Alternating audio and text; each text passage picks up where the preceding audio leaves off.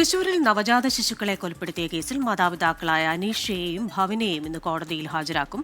കുഞ്ഞുങ്ങളെ കുഴിച്ചിട്ട സ്ഥലത്ത് ഫോറൻസിക് വിഭാഗം പരിശോധന നടത്തും. 2 കുഞ്ഞുങ്ങളെയും അനീഷയാണ് കൊലപ്പെടുത്തിയത് എന്നാണ് എഫ്ഐആറിൽ വ്യക്തമാക്കുന്നത്. അനീഷയ്ക്കും ഭവിനും പുറമെ മറ്റാർക്കെങ്കിലും സംഭവത്തിൽ പങ്കുണ്ടോ എന്നും പോലീസ് ഇപ്പോൾ അന്വേഷിക്കുന്നുണ്ട്. നിതിൻ അംബുജൻ വിവരങ്ങളുമായി ഇപ്പോൾ ചേരുന്നു. നിതിൻ, ഇന്ന് കൂടുതൽ പരിശോധനകൾ നടക്കാനുണ്ട്. ശാസ്ത്രീയ തെളിവുകൾ ശേഖരിക്കുകയാണല്ലോ വേണ്ടത് പോലീസിന്. എന്തൊക്കെയാണ് മറ്റു വിവരങ്ങൾ നിതിൻ?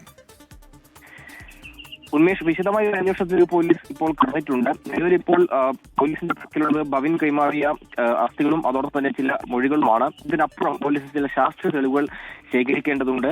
ഇന്ന് വെള്ളിക്കുളങ്ങരയിലെ അനീഷയുടെ വീട്ടിലും അതോടൊപ്പം തന്നെ അമ്പലൂരിലെ ഭവിന്റെ വീട്ടിലുമെത്തി ഫോറൻസിക് സംഘം പരിശോധന നടത്തും. 2021 ആദ്യത്തെ കൊലപാതകം നടത്തിയത്. ആദ്യത്തെ കൊലപാതകം നടത്തിയ ശേഷം മൃതദേഹം കുഴിച്ചിട്ടത് അനീഷയുടെ വീടിന് സമീപത്താണ്.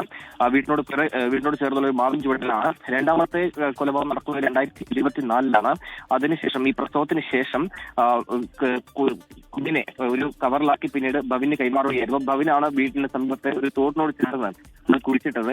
അതുകൊണ്ട് തന്നെ ഈ സംഭവത്തിൽ ഫോറൻസിക് സംഘം സ്ഥലത്തെത്തി പരിശോധന നടത്താം. അതോടൊപ്പം തന്നെ സാഹചര്യ തെളിവുകൾ ശേഖരിക്കേണ്ടതുണ്ട്.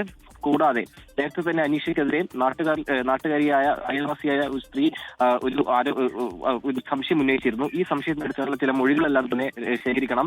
അങ്ങനെ മൊഴികളും അതോടൊപ്പം തന്നെ സാഹചര്യ തെളിവുകളാണ് കേസിൽ നിർണായകമാവുക. അതുകൊണ്ട് തന്നെ അത് പരമാവധി ശേഖരിക്കാനുള്ള ഒരു നടപടിയിലേക്ക് എന്തായാലും പോലീസ് കടക്കുന്നുണ്ട്. ഇന്ന് രാവിലെ തന്നെ അറസ്റ്റ് രേഖപ്പെടുത്തിയ അനീഷയും ഭവിനെയും ഇന്ന് കോടതിയിൽ ഹാജരാക്കാനാണ് ഇപ്പോൾ പോലീസിന്റെ തീരുമാനം. നിതിൻ, കഴിഞ്ഞ രാത്രിയിൽ ഫസ്റ്റ് ഇൻഫർമേഷൻ റിപ്പോർട്ട് വന്നിരുന്നല്ലോ, അതിൽ ചില കാര്യങ്ങളൊക്കെ പറയുന്നുണ്ടല്ലോ. അതിൽ പറഞ്ഞ പ്രധാന കാര്യങ്ങൾ എന്തൊക്കെയാണ് ചുരുക്കത്തിൽ?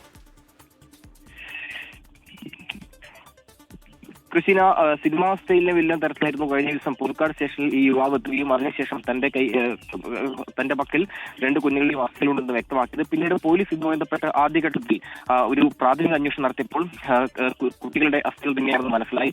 പക്ഷേ ഏതായാലും ഇക്കാര്യത്തിൽ ശാസ്ത്രീയ അന്വേഷണം പുരോഗമിക്കുകയാണ്. പോലീസ് പരമാവധി തെളിവുകൾ ശേഖരിക്കുകയാണ്.